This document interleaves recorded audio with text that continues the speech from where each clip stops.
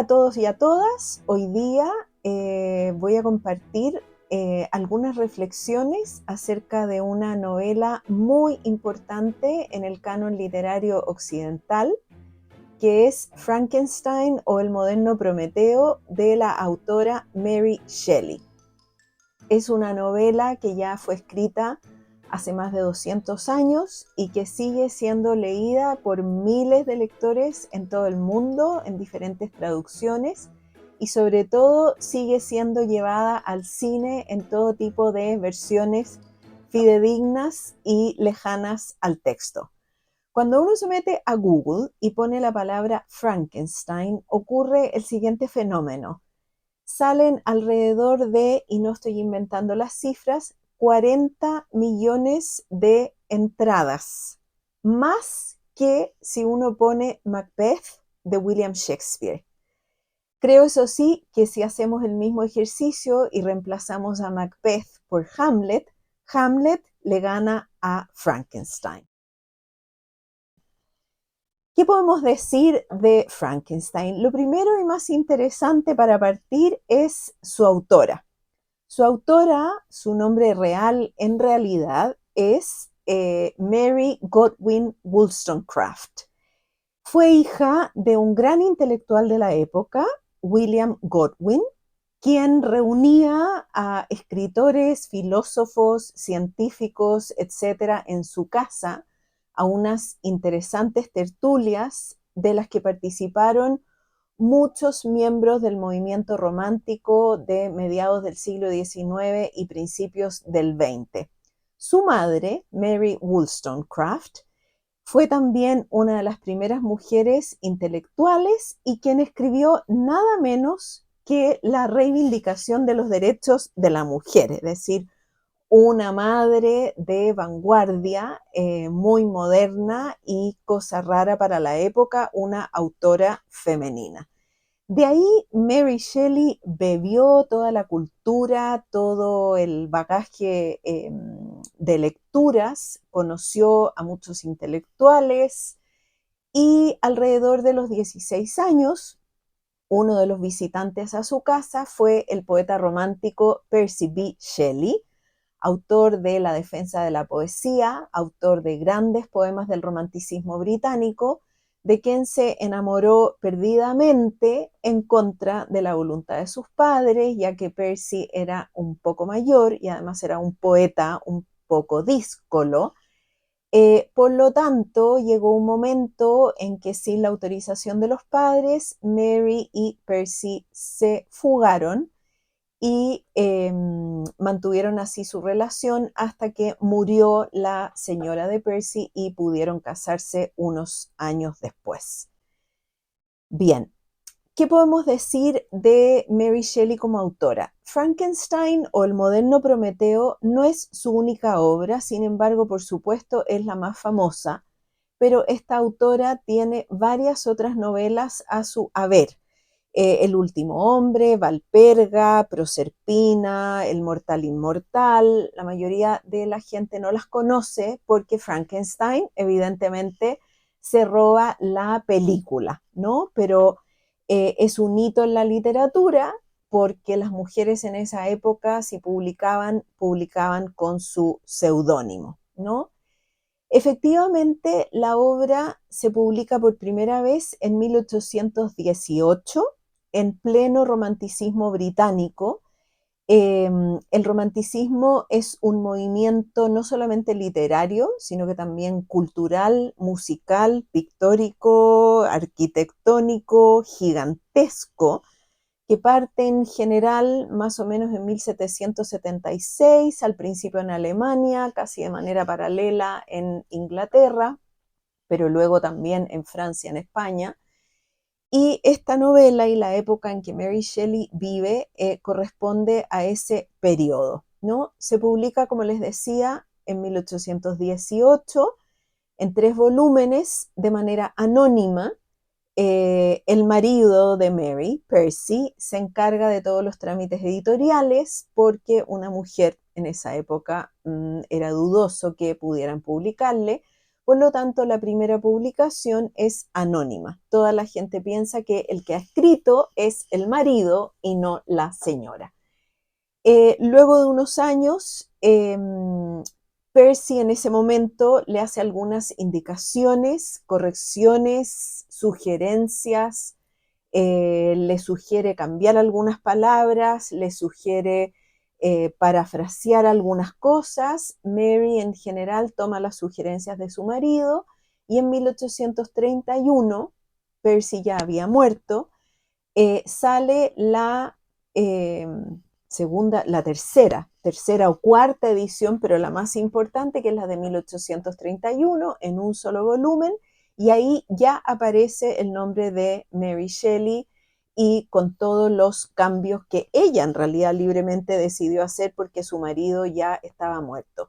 Las dos versiones son las más famosas, la del 18 y la del 31. Y hay mucha discusión entre los críticos de cuál es la verdadera, cuál es la que realmente escribió completa. La verdad es que Mary era una gran escritora y no le debe nada o muy poco a su marido, sino que más bien él le debe a ella porque una vez que murió ella se dedicó a editar todas sus obras, poemas, escritos teóricos, etc. ¿Cómo surge esta novela? La historia es realmente para una película. Percy B. Shelley, Lord Byron, que es otro importante poeta del romanticismo, y otras amistades van de vacaciones a Italia, a la villa Diodati, donde se solían juntar algunos escritores románticos, y resulta que llegan allá y pasan unos días y al cabo de unos días comienza a llover torrencialmente. Llevaban aproximadamente unos 12 o 15 días lloviendo, ya no sabían qué más hacer y deciden, para entretenerse, hacer un concurso de historias de fantasmas. Y Lord Byron dice, bueno, ¿por qué no cada uno no escribe algo y luego lo leemos entre nosotros y vemos cuál es el mejor? Esto fue en 1816. Y Mary se le empieza a ocurrir esta historia. Estaba muy intrigada con algunos avances científicos que se habían dado primero en Italia con Galvani, pero luego en Escocia, una tierra bastante más lejana de Londres donde ella vivía, que fue James Lind, un científico que desarrolló todo el tema que nosotros conocemos hoy como el galvanismo. El galvanismo fue un experimento, digamos, una teoría donde se creía que se podía resucitar a los cuerpos muertos mediante algunos shock eléctricos que hay algunos grabados de la época que eran aplicados con unos cables, unas máquinas, unos fierros, y creyeron falsamente, como es obvio, que esos cuerpos resucitaban, ¿no? Todos sabemos que hoy en día incluso a un conejo muerto, a un ratón muerto o a un humano muerto que uno le aplica electricidad, un shock eléctrico, ese cuerpo se mueve, ¿no? Bueno, Mary Shelley, con su cultura, el mundo en que vivía, etcétera, etcétera, estaba muy intrigada con eso y se le ocurrió tomar las bases de esos experimentos científicos para escribir su obra. Y bueno, y en estas noches de lluvia escribió prácticamente la obra completa, que luego leyó su marido, que luego leyó Lord Byron, etcétera, y como decía antes, le hicieron algunas sugerencias. Así que así se gesta esta gran novela, que es, digamos, un adelanto a lo que fue después la ciencia ficción, muchos años después, con Ray Bradbury. Es una novela que al mismo tiempo es romántica, pero también es gótica por la ambientación en la que ocurre toda la historia, en el Polo Norte, el Ártico, un lugar absolutamente remoto, exótico y desconocido para los británicos de la época. Mary ambienta todo esto dentro del espíritu romántico y gótico. ¿Por qué espíritu romántico? Porque en el romanticismo, como reacción a la ilustración, al siglo de las luces, al siglo de la razón, eh, el hombre, la mujer romántica, se cuestionaron mucho hasta dónde o cuáles eran los límites de la razón. Y también, antropológicamente hablando, si es que las emociones, los sentimientos, la intuición y la imaginación no podían ser también fuentes de conocimiento. Entonces, en las obras románticas, españolas, francesas, alemanas, inglesas, está siempre esta pugna entre sentimiento y razón, o sea, hasta dónde llegan las emociones, hasta dónde llega la razón. Y esta obra Frankenstein tiene un antecedente muy importante que es el Fausto de Goethe. Goethe, autor romántico alemán, donde tenemos ahí un personaje, también un intelectual, un científico, que prueba hasta dónde puede llegar con su ciencia, hace un pacto con el demonio, con Mefistófeles, y efectivamente rompe las barreras éticas, morales, antropológicas, por esa excesiva curiosidad, por ese afán sin control de conocimiento. Bueno, Mary Shelley entonces inserta su obra en esa misma línea, el científico romántico, que a veces es la figura de un botánico, a veces es en un laboratorio, a veces es un filósofo, pero la corriente es la misma. ¿Cuáles son los límites de la razón? Por lo tanto, Victor Frankenstein, el protagonista, decide hacer un experimento donde él quiere ser un creador de vida humana. Y para esto pasa horas encerrado en su laboratorio experimentando con cuerpos humanos, que por cierto saca de los cementerios sin ningún permiso, sin ningún control, por lo tanto ahí ya tenemos una primera cuestión ética, ¿no? Y no solo eso, porque no experimenta con los cuerpos completos, o sea, con las personas muertas, sino que con pedazos de distintos cuerpos. Hace una especie de engendro donde mezcla, y perdonen la descripción, pero los brazos de una persona con el torso de otra, o sea, es una especie de engendro al que quiere dar vida a través del galvanismo, ¿no? Esa es la primera fuente de inspiración de esta novela. La novela es muy interesante en su forma, también una forma romántica, porque es lo que se llama una novela epistolar, ¿no? Novela epistolar, que significa que toda la narración, al igual que las desventuras del joven Werther de Goethe y otras muchas novelas, incluso novelas actuales, está escrita a través de cartas, cartas que escribe el protagonista y en algunos casos que le contestan algunos conocidos, ¿no? El género epistolar es un género muy subjetivo porque evidentemente que de manera similar a la de una biografía o un diario de vida, quien la escribe decide qué pone y qué saca de las cartas y sobre todo qué cartas selecciona y cuáles no. Por lo tanto, la voz del narrador en esta novela es muy subjetiva. Nosotros como lectores le tenemos que creer a lo que está diciendo en esas cartas es real. Hay un editor, que es Walton, que decide, que encuentra estas cartas y decide contar la historia. Esa es la segunda voz narrativa. Y toda la estructura es lo que se llama en literatura la estructura de una caja china, es decir, es una narración sobre otra narración, sobre otra narración, sobre otra narración, ¿no? Como las muñecas rusas, si ustedes han visto esas cajitas de muñecas rusas que uno va sacando y aparece otra, y están eh, el tiempo de las cartas, el tiempo real de la novela, el tiempo del viaje al Ártico, la voz narrativa del que cuenta la historia, la voz narrativa del que escribe las cartas, la voz narrativa del que narra el viaje. Entonces, por eso se llama estructura de caja china. Lo último de esta parte, y ya voy terminando, es que esta novela también se inserta dentro de lo que se llama el género gótico, ¿no? Eh,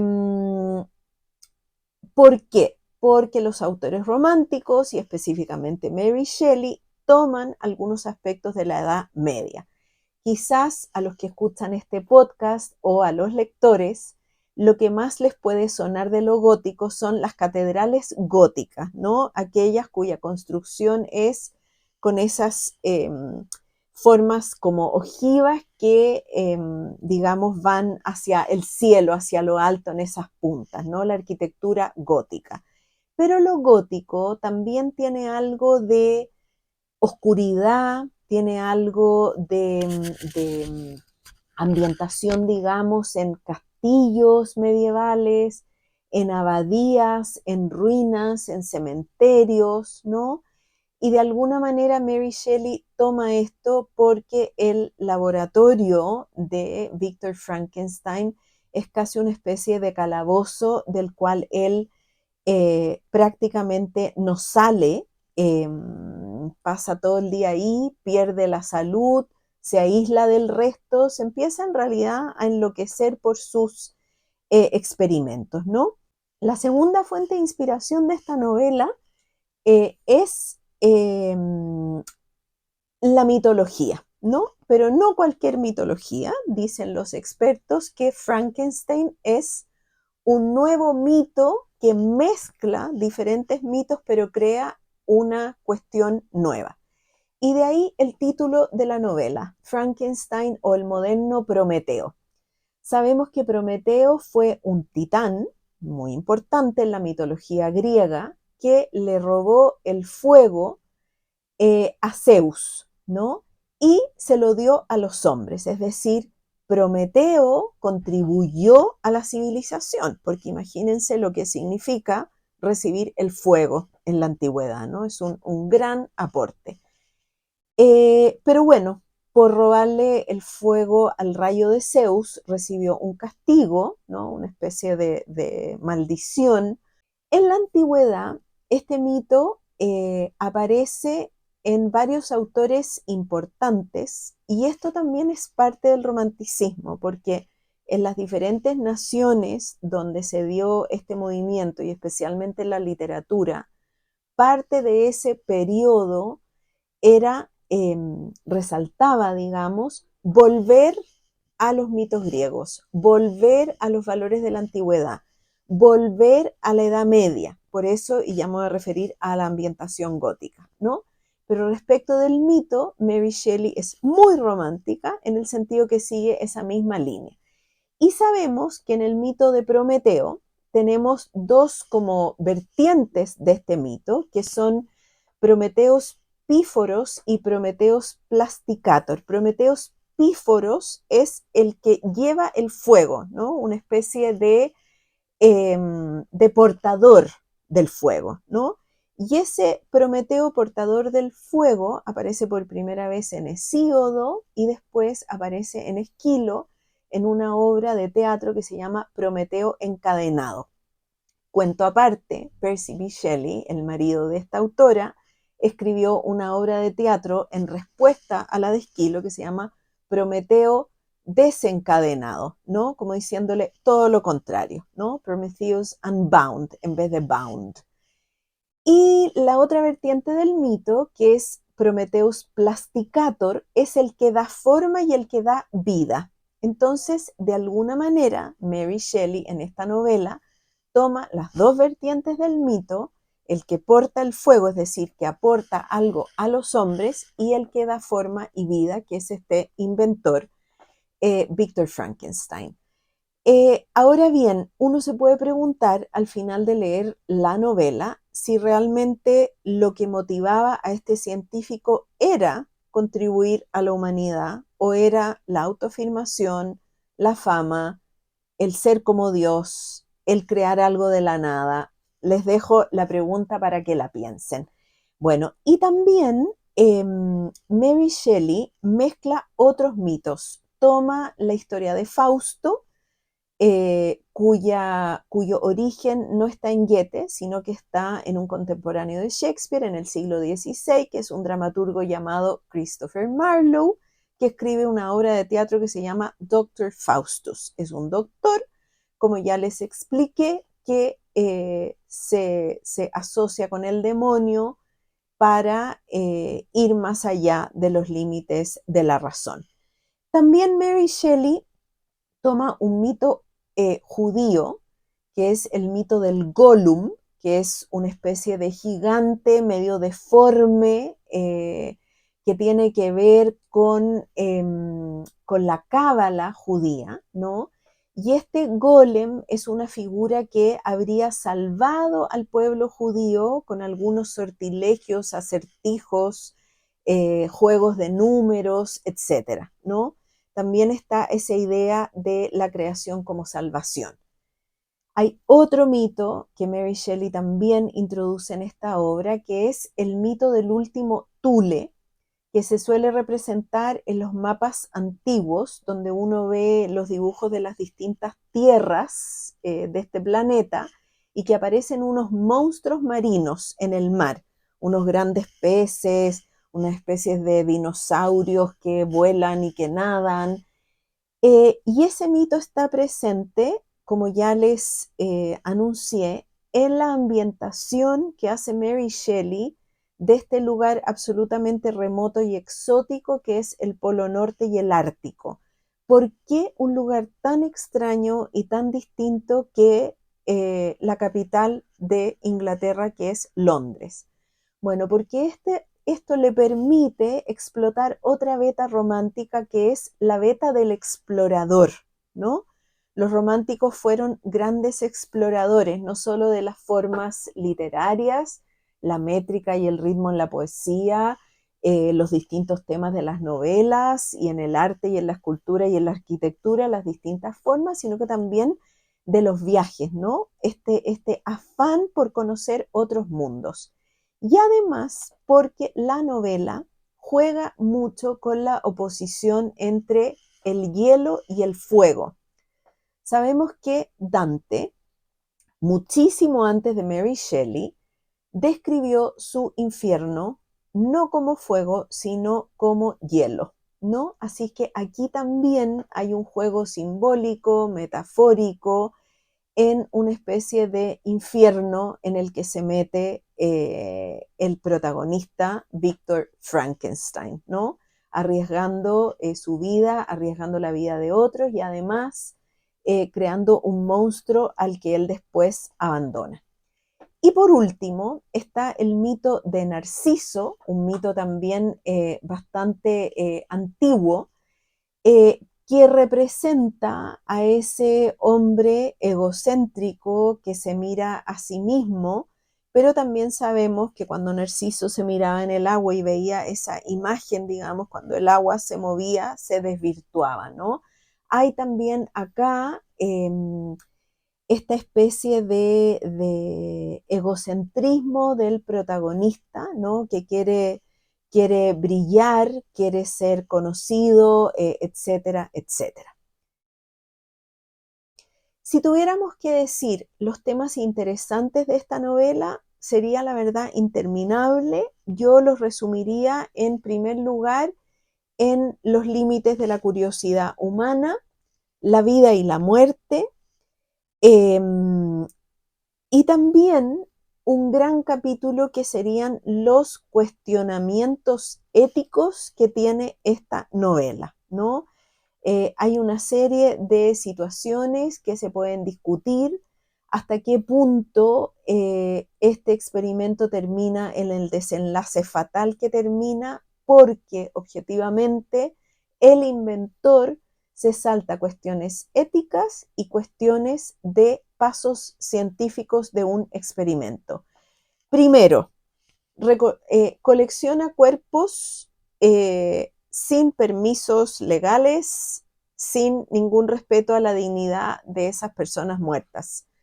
Segundo, su experimento no es supervisado por nadie, ¿no? Todos los que trabajan en ciencias saben que se necesita de supervisores de experimentos, sobre todo los que rozan cuestiones de genética, cuestiones más antropológicas. Tercero, Víctor tiene un ayudante en el laboratorio y sin embargo cuando ya empieza a hacer los descubrimientos finales, no comparte la información con su ayudante. Eso laboralmente y éticamente hablando también es cuestionable, ¿no? Los ayudantes son fundamentales en los experimentos y se debiera compartir la información, ¿no? Tercero, cuando Víctor ya logra su cometido, que es, entre comillas, dar vida a este engendro, se espanta de su creación, porque su creación no es bella, es un engendro, ¿no? De tono de piel amarillenta, de ojos saltones, mide mucho más que un humano, es un poco, el torso, digamos, es un poquito deforme, y se aterra de tal manera que abandona su creación, sale arrancando, ni siquiera le da nombre, ¿no? Y este monstruo, que de alguna manera se puede decir nace bueno, es un monstruo tierno, aunque ustedes no lo crean, termina tornándose malo porque es abandonado, ¿no? Le pide a Víctor que le cree una compañera, Víctor al principio le dice que sí, luego le dice que no. Como es diferente, lo monstruoso en la época del romanticismo no es necesariamente lo que uno entiende hoy. Todo lo monstruoso era aquello que salía de la norma moral, que era diferente, lo que se puede llamar el otro, con mayúscula, ¿no? Entonces, claro, cuando este monstruo sin nombre lo ve, por ejemplo, uno de los personajes de la novela, que es Elizabeth, o lo ve otra gente, se aterran porque es diferente y porque como su creador escapó, nunca explicó lo que era. Entonces el monstruo también se asusta y empieza a cometer lo que nosotros llamaríamos maldades, ¿no? Porque claro, se asusta, reacciona, ¿no? Y finalmente decide ir en búsqueda de su creador, que lo abandonó al Polo Norte, y cuando lo encuentra, Víctor ya está tan mal, no quiero ser spoiler, pero la novela termina con varias muertes, ¿no? No voy a decir más porque si no les voy a aguar en leerla. Eso es más o menos de manera muy resumida lo que es Frankenstein. Han pasado casi 205, casi 206 años desde su primera publicación. Es una novela que es parte del canon literario occidental y yo por tanto recomiendo verla. Hay algunas películas muy buenas de esta novela, incluso que salieron ahora hace poco, me parece que hace 2 años salió la última, que son muy interesantes de ver. Y también cuestionarse, bueno, quién es el real monstruo de esta novela, porque la verdad es que en la medida que el monstruo va conociendo, se va haciendo más humano, su creador se va haciendo cada vez más monstruoso. Los invito a leerla y a reflexionar acerca de su contenido.